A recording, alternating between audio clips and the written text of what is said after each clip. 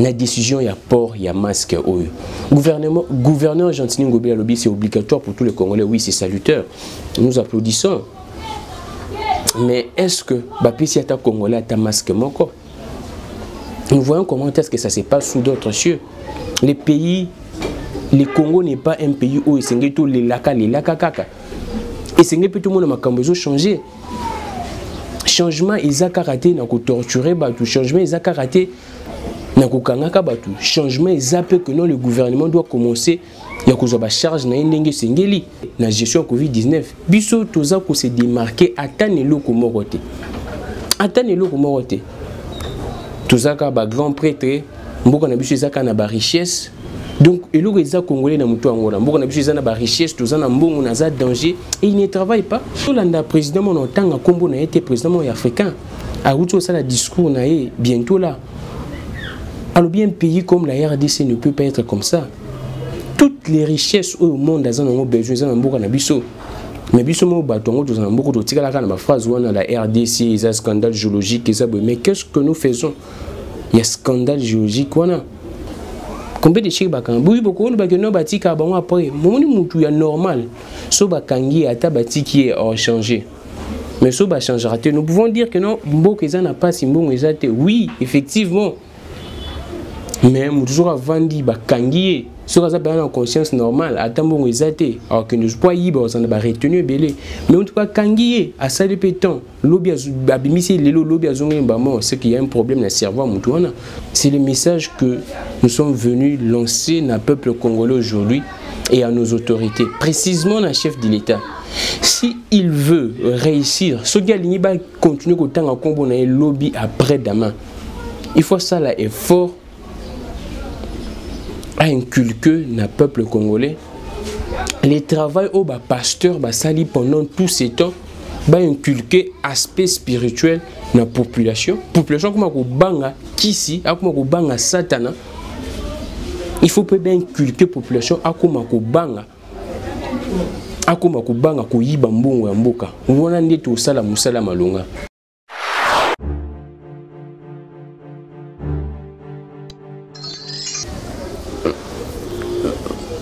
Que le Dieu parfait qui actuel nous aide à perfectionner. Salut, bienvenue à tout le monde. Désormais, les ports des masques est devenu obligatoire sur l'étendue, pas sur l'étendue, bien sûr de la ville de Kinshasa. Le gouverneur de Kinshasa l'a annoncé depuis samedi à l'issue d'une rencontre entre les dirigeants. Les premiers ministres a été là, les autorités aussi de la ville. Donc désormais, le port des masques est obligatoire, mais il n'y a pas de couvre-feu. Ça, c'est l'information. Il n'y a pas de couvre-feu, il y a beaucoup d'autres mesures. Il y a entre autres les déconfinements progressifs de la commune de la Gombe. Mais toutes ces décisions, jusqu'à présent, on les a coulées dans le texte. Donc, ce que Boulanda qui général Silvano Kasongo a l'obaki moyen kanga batuezate parce que nos gouverneurs a coulé la décision dans le texte. Mais tout sentir un peu contradiction parce que le gouverneur a l'obaki que non moutoir ou là ta masque bakokangaye. Mais général, quand on a dit que parce qu'il n'y a pas encore un texte, je pense que vous allez harmoniser. Là, il n'y a pas un problème. Sauf qu'il faut éviter guerre na bango na place publique ba ko sala ngo en aparté mais na place publique et sengeli ba éviter biso ba guerre wana izo sala pena bienté izo sala sonner. L'actualité dominée aussi na rencontre vendredi chef de l'État azaki sur place mais ça qui interventionné par vidéo conférence. Premier ministre Bazalaki na bâtiment du gouvernement immeuble intelligent, chef de l'État Bazalaki je pense na cité de l'OIA ou bien Bazalaki panaye à ça qui intervention en ligne na vidéoconférence et selon compte rendu il y a conseil des ministres wana adopté plutôt projet il y a loi pour proroger état d'urgence parce que tu es d'ici 5-4 jours ordonnance il y a chef de l'État état d'urgence et ça a expiré il faut prolonger proroger d'ici là travaux il y a parlementaire et zozonga musala il y a parlementaire et zozonga contrairement na dire il y a bateau que flatteur autre chose en tout cas et vous croyez maintenant que ce que nous sommes c'est que nous vous disions toujours et ça la vérité donc ce que nous vous disons tous les jours, et ça peut la vérité. Et c'est que nous serons toujours là pour vous dire aux alakaka la vérité. Donc restez vraiment branchés, scotchés dans 3K télévision. Maintenant, parlons de la décision, il y a port, il y a masque. Gouverneur Gentini Ngobila Lobby, c'est obligatoire pour tous les Congolais. Oui, c'est salutaire. Nous applaudissons. Mais est-ce que si tu as Congolais, tu as masque encore? Nous voyons comment est-ce que ça se passe sous d'autres cieux. Les pays, le Congo n'est pas un pays où il s'engage tout les laka kaka. Et c'est tout le monde a besoin de changer. Changement, ils ont raté, ils ont torturé, changement, ils ont raté, ils ont changement, ils ont que non, le gouvernement doit commencer, il y a une charge, quand nous voyons sous d'autres cieux, même dans les pays africains, ils ont un masque fêlé, mais ils sont incapables de faire un masque fêlé, ils sont démunis.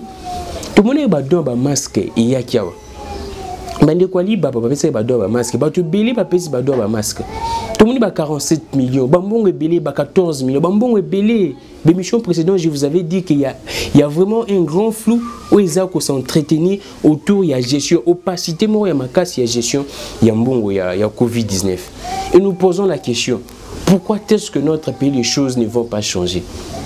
Il y a déjà instruction à faire il y a 100 jours. Il n'y a parqué à ma tête. Mais les gens ne comprennent toujours pas. C'est de là que nous allons vendre la sujet, il y a ma valeur. Parce qu'au-delà de la justice, il y a un aspect éthique, il y a un aspect moral. Au ce qui te tenir compte dans difficile. Pourquoi je l'ai dit? Parce que je sais ce que je suis en train de dire. On a un exemple simple. Instruction. Ils ont en cours, il y a 100 jours. Mais toujours entretenir l'opacité. Tout le monde qui est ministre de la Santé, na top Congo, na Rolobate, binomo bolanda qui est michona, beau juger ministre, beau juger Gentini Ngobila. Les policiers au bazar commis, na riposte bazar commis na faire respecter les mesures. Contre Covid-19, au total, c'est l'homme information, sont 1500. Et Gentini Ngobila a doté bango na 5000 masques. Et quand vous divisez, ça fait 3 masques pour les soldats. Et les masques, vous avez un masque médical. Les masques, vous avez 3 heures. Pour les donc, sur là, il faut compter un peu 3 heures. Depuis, un masque, normalement, il faut changer chaque jour. Deux fois, ça va 5000 € chaque jour. Mais Gentini Ngobila, si vous avez un masque, vous avez une réponse, vous avez un policier, vous avez la police, vous avez 5000 €. Vous avez pour la Gentini, que policier a un masque médical, après Sokoli, après Sokoli, je ne sais pas. Mais d'une part, Gentini Ngobila doit épargner, parce que Gentini Ngobila a zanaé. Aza parmi les personnes qui ont repris la gestion de la Covid-19, même dans la vie à Kinshasa. Aza simplement parce qu'elle a autorité administrative. Et tu as charge il y a riposte, il y a secrétariat technique, parce que déjà, comme vous c'est un secrétariat technique. Baza administrative. Baza personne administrative. On a Italie ministre, il y a santé, Italie, premier ministre, Italie, n'a pas conduit. Franchement, nous devons simplement dire que il y a légèreté totale, il y a une légèreté où toujours qu'on ne mesurait même pas la gestion de la Covid-19. Et ça n'a pas si makasi. Comment est-ce que Batou va masque masque il y a tissu non certifié au laboratoire ni certifié que non masque ça peut empêcher propagation Covid-19 toujours yo kakaka o biso ngona ko kopesa bino oza si je peux dire testé médicalement ezaka ba masque wana médical bote ka ya 3 heures et ba masque wana komi 3000 francs. Tout boy ba masque au moninga mona latiango. Mais certitude médicale non tout ça non tu vas examiner que ça peut empêcher. Oui, ça peut empêcher ba salive, ça peut empêcher. Mais moi je me dis que connaissant la science ba virus ba kenda au-delà ya ba matière mususu ba zakaka inhiber ou bien empêcher na ba certaines substances. Il faut ba examiner ngo. Est-ce que examiner baptisme ou chouchou quand les gouverneurs disent que batiki libre choix à mutu nyo so linga sala ba masque nende linga sala avec n'importe quelle substance l'essentiel aux la masque. Est-ce qu'ils tiennent compte déjà des conséquences ba substance ba ko sela wana, est-ce qu'ils ont un effet néfaste na santé que ba consommation ba décision oeza irréfléchi makasi. Vous dites aux gens bah utiliser ba matière je vois ça ba masque. Vous pensez aux conséquences. Ba maladie pe utaka bongo. Toyebi tozo jusqu'à présent ba baza ko tâtonner na source. Il y a Covid-19 mais tant que vous avez un usage abusif il y a n'importe quelle substance pour se protéger ça la masque. Vous savez les conséquences quoi arriver, on ne sait pas que les dirigeants sont la sérieux. Bon belé ou déjà pour la gestion Covid-19, ils peuvent faire en tout cas quelque chose. Depuis c'est sûr qu'ils commander ba masque, ba commander ba respirateur. Jusqu'à présent, nous ne voyons rien. Moi je ne vois rien franchement. Je ne vois rien. Et je vous le dis sincèrement, moi je ne vois rien. Opacité, moi, ils s'entretenir autour de la gestion Covid-19. Alors, soyons sérieux. Je disais qu'aujourd'hui, tu vends des Kambou. Il y a des valeurs. Il y a la population. Valeur est comme la biso logo la injure. Ce qui nous a apporté des valeurs, à ce moment là, ils insultent. Or que ils ont déjà manqué dans le pays Afrique belé. Plus précisément dans la RDC pour notre Tongamboka. Bakonzi bazana bango na facilité yoyi babambongo. Mais comment Vital Kamerhe automoni ils a pratiquement boîte à Pandore. Oui, il faut fondre mabongo. Combien de gens qui sont impliqués? Vital Kamerhe a seul que tout moni sur quoi après Vital Kamerhe commandé babimi. Pratiquement tout le monde est dedans. Là je voulais tout le monde est dedans d'une manière ou d'une autre. Indirectement ou directement, tout le monde est impliqué. C'est une preuve que tout ça a carence.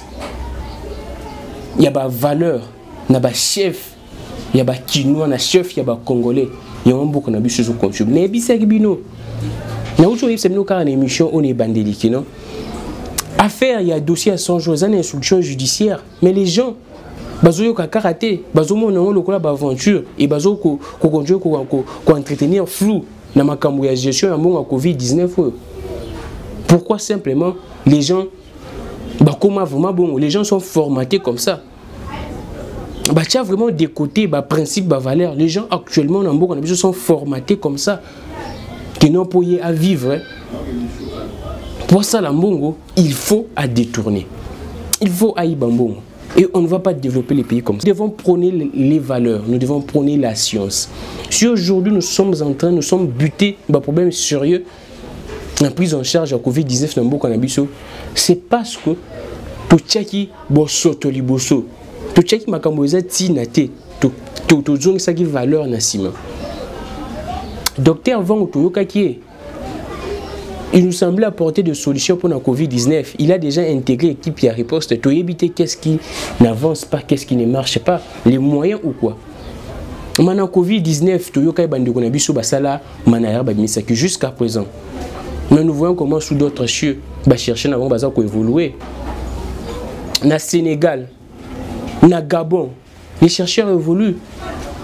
Mais pourquoi pas ici en RDC? C'est parce que simplement, tout qui valeur tout ce qui on a sima toujours buzoba tomemi liboso un pays où tozaka na ba grand prêtre tozaka na ba grand professeur tozaka na ba titre mais musala na terrain zate kaka ba grand prêtre tozaka na ba grand prêtre ba grand professeur ba grand journaliste ba grand toza na batu oyo bazo sala musala ndenge longo banité na oyo tozo zela bango. C'est ça le problème du Congo et nous devons être sérieux. C'est pourquoi aujourd'hui tu as nos messages à valeur. Nous devons porter les valeurs. Je disais que pour y a un masque oyo. Effectivement, c'est bien bon. Dans un pays tropical comme les nôtres, en Europe, ils ont paraître facile. Vous l'avez masque, ça, avec le climat, il y a hiver, il y a malili, c'est bien bon. Mais biso ou l'avez masque, même moulungé, tu es censé étouffement.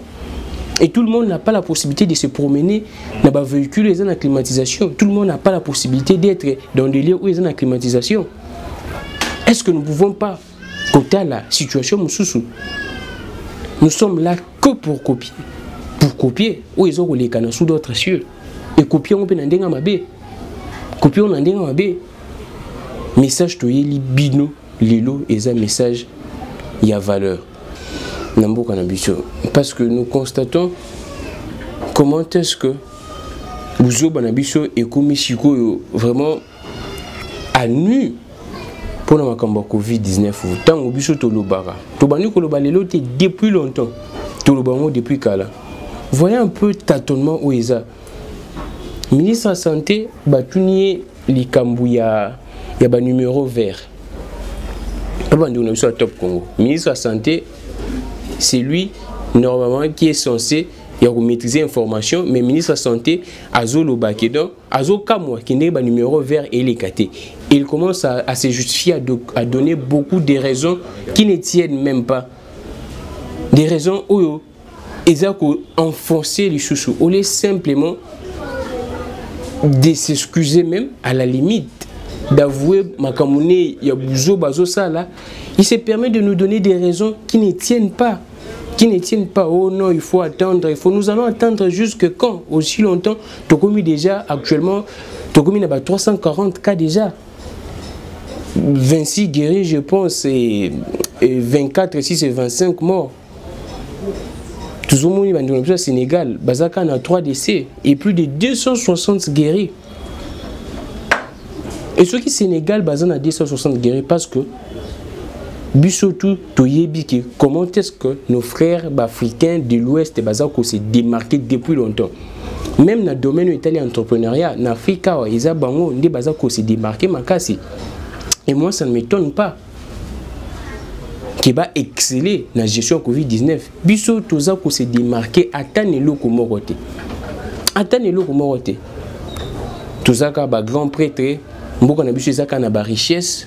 Donc, il y a des Congolais dans le Angola. Beaucoup de gens ont des richesses, tous ont des dangers. Et ils ne travaillent pas. Ils restent là. Ils restent là. Notre président, mon temps à Combo n'a été président africain. À Routo, ça, le discours n'a bientôt là.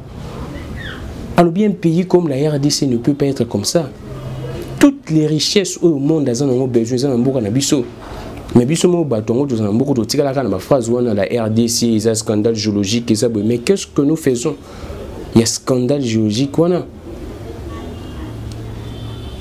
Tobeti masolo politique lelo. Mais plus toujours na axe mogiza il y a pas valeur. Parce que tu comprends que la valeur n'est pas la défaut. Et je répète encore ça. Nous pouvons avoir les fouets, la justice. Mais ceux qui Congolais comprennent le karaté. Combien de chèques bakanga na zando?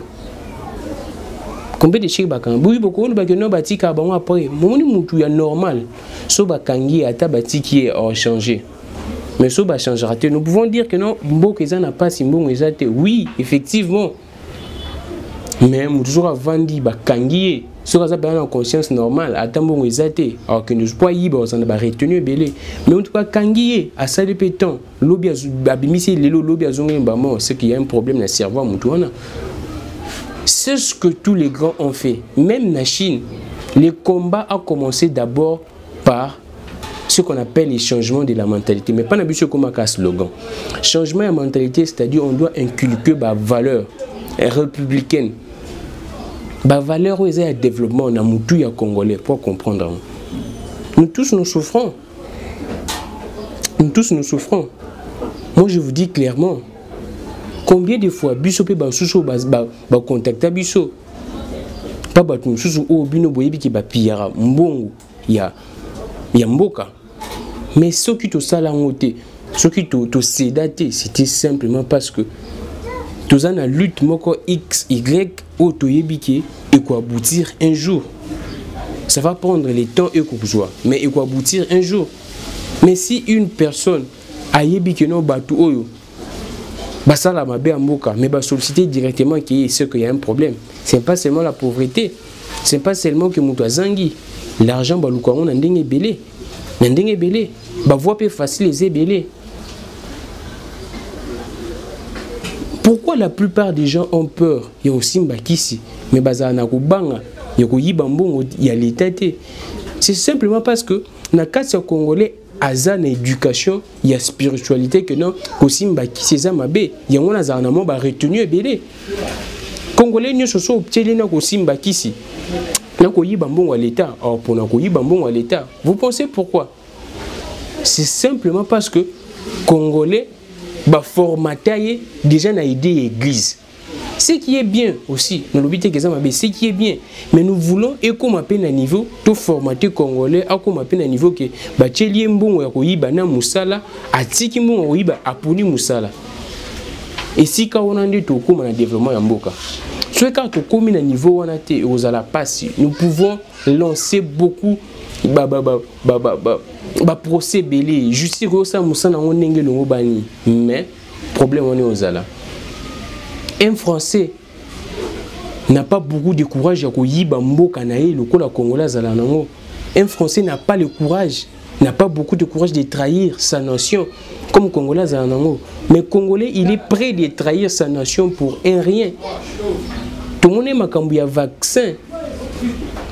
Et Covid-19 comment est-ce que les Congolais sont prêts à trahir tout un pays pour simplement avoir moyen où ils sont éphémères? C'est le message que nous sommes venus lancer dans le peuple congolais aujourd'hui et à nos autorités, précisément le chef de l'État. Si il veut réussir, ce gars va continuer à combattre le lobby après demain. Il faut ça l'effort à inculquer dans le peuple congolais.